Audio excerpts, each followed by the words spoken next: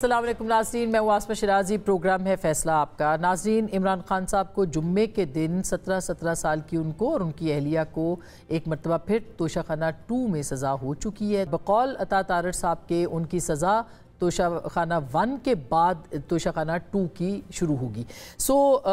یہ جو معاملات ہیں یہ ایک بہت اب گمبھیر ہوتے چلے جا رہے ہیں۔ اس فیصلے کے اوپر عمران خان صاحب کی ٹیم نے قانونی طور پر لڑا یا سیاسی طور پر لڑا، یہ مقدمہ بہرحال اپنی جگہ پہ بہت اہم ہے۔ دوسری جانب قومی کانفرنس جو ہے وہ کل 2 روزہ کانفرنس جو تھی وہ تحریک تحفظ آئین نے وہ اس کا آغاز کیا اور کل اس کا جو ہے وہ اعلامیہ جاری کیا گیا جس میں مختلف موضوعات کے اوپر مطالبات شامل تھے، اور اس میں ایک جو تھا وہ یہ بھی تھا کہ مذاکرات کے حوالے سے محمود خان اچکزئی صاحب نے بات کی کہ مذاکرات کا آغاز ہونا چاہیے۔ نواز شریف صاحب کی بھی انہوں نے بات کی، ان سے بھی انہوں نے کہا کہ وہ اور مولانا فضل الرحمان صاحب آگے آئیں۔ آصف علی زرداری صاحب کا انہوں نے نام نہیں لیا، لیکن اس 2 روزہ کانفرنس کے اختتام پر جو ان کی تقریر اور ساتھ میں اعلامیہ تھا وہ اس بات پہ زور دیتا دکھائی دیا کہ بات چیت کا آغاز کیا جانا چاہیے۔ کیا کہا محمود خان اچکزئی صاحب نے، ذرا سنیے گا۔ جمہوری ڈائلاگ کے لیے ہم تیار ہیں، لیکن اس کے لیے شرط یہ ہے عمران خان سے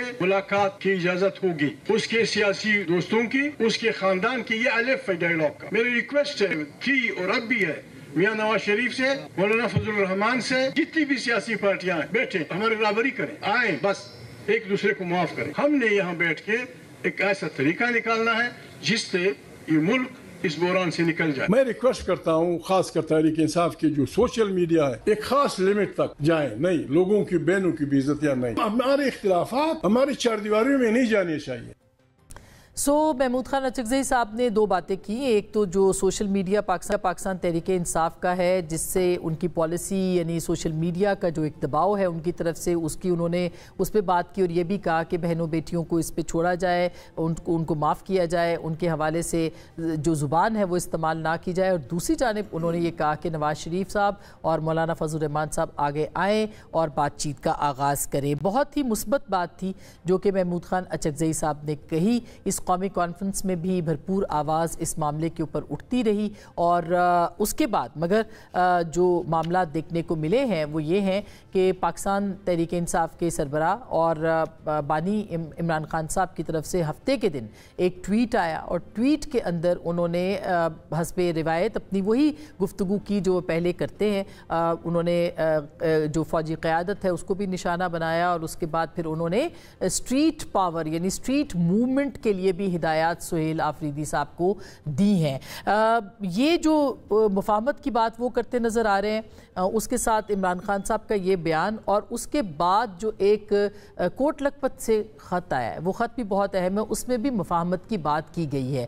تو محمود خان اچکزئی صاحب ہوں یا سیکنڈ ٹیئر لیڈرشپ ہو پاکستان تحریک انصاف کی، وہ مفاہمت کی بات کرتی، سیاسی مذاکرات کی بات کرتی نظر آتی ہے، جبکہ عمران خان صاحب ہوں یا ان کی بہن علیمہ خانم صاحبہ ہوں وہ دونوں مزاحمت کی بات کرتے ہوئے نظر آتے ہیں۔ علیمہ خان صاحبہ نے بھی گفتگو کی آج، اور انہوں نے کیا کہا وہ بھی ذرا سنیے گا۔ مجھے نہیں پتا آپ کن لوگوں کی بات کر رہے ہیں، وہ عمران خان کے ساتھی نہیں ہیں۔ پھر جو لوگ کہہ رہے ہیں کہ مذاکرات کیے جائیں وہ عمران خان کی پارٹی کے نہیں ہوں گے اور نہ ہی عمران خان کے ساتھ کے ہیں، کیونکہ عمران خان باری باری کہہ چکے ہیں۔ جب وہ کہہ رہے ہیں کہ اسٹریٹ موومنٹ شروع کر دو، کیوں کہہ رہے ہیں؟ ہمارے ساتھ سارے عمران خان کو 10 سال کی قید دے رہے ہیں، تو آپ کس سے بات کرنا چاہتے ہیں؟